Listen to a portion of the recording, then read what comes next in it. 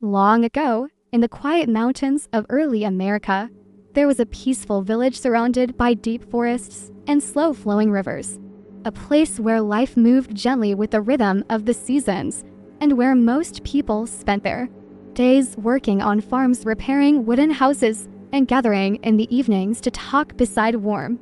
fires while the night slowly settled over their valley. In this small village lived a man named Rip Van Winkle, a friendly and gentle man who was liked by nearly everyone around him, especially the children who loved listening to his stories and following him through the fields. When he wandered around the village looking for something interesting to do, yet despite his kind personality, Rip had one habit that caused him endless trouble.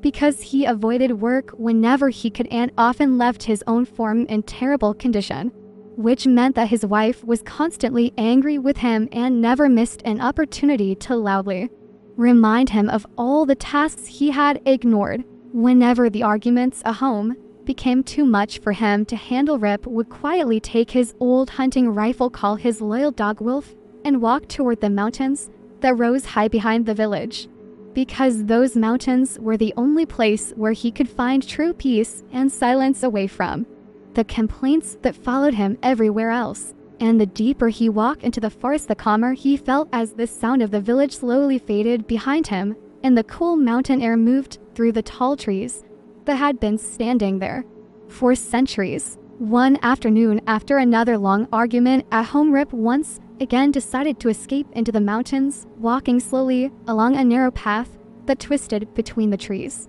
until he reached a quiet clearing where he often liked to rest. And from that place he could see the valley far below, where the village looked small and peaceful in the fading sunlight, while thin lines of smoke rose gently from the chimneys of wooden houses as families prepared their evening meals. As Rip sat beneath a large tree enjoying the rare silence of the mountains, something unusual happened, because he suddenly heard a distant voice echoing softly through the forest calling his name. And at first he believed it might only be the wind moving through the trees, but the voice came again, clearer this time, slowly drifting through the valley, as if someone hidden among the cliffs was calling out to him again and again. Soon Rip noticed a strange man climbing slowly toward him through the trees, carrying a heavy wooden barrel on his back. And the man looked unusual in many ways, because his clothing appeared extremely old and his face was serious and silent as he simply motioned for Rip to follow him deeper into the mountains.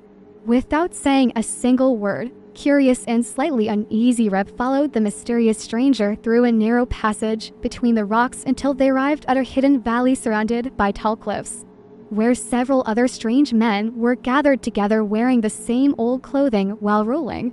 heavy wooden bowls across the ground as if they were playing a silent game of bowling. And each time the bowl rolled across the valley floor, the sound echoed loudly against the cliffs like distant thunder rumbling across the mountains. None of the men spoke to Rip,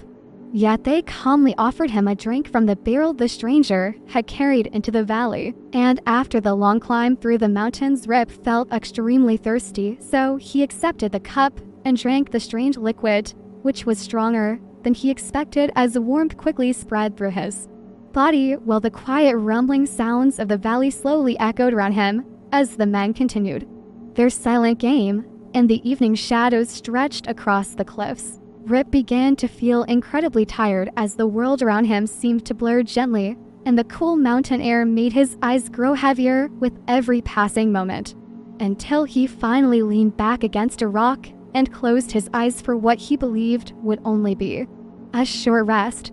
But Rip Van Winkle did not wake up after a few minutes or even after a few hours, because his sleep continued through the passing of days and seasons as leaves fell from the trees and snow covered the mountains before melting again,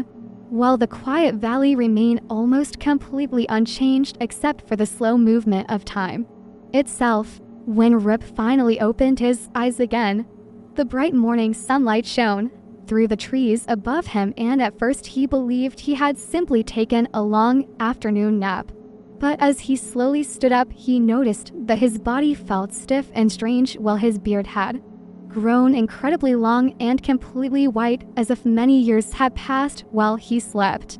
Beneath the silent cliffs, Confused and uneasy, Rip began walking down the mountain path toward the village. Yet when he finally reached the valley below, he immediately realized that something was terribly wrong because the village each looked different, with new houses standing where empty land once existed and unfamiliar people walking through the streets wearing clothing he had never seen before. As Rip asked about his old friends and neighbors, he slowly discovered the truth that shocked everyone around him. Because 20 years had passed since the day he disappeared into the mountains, and during those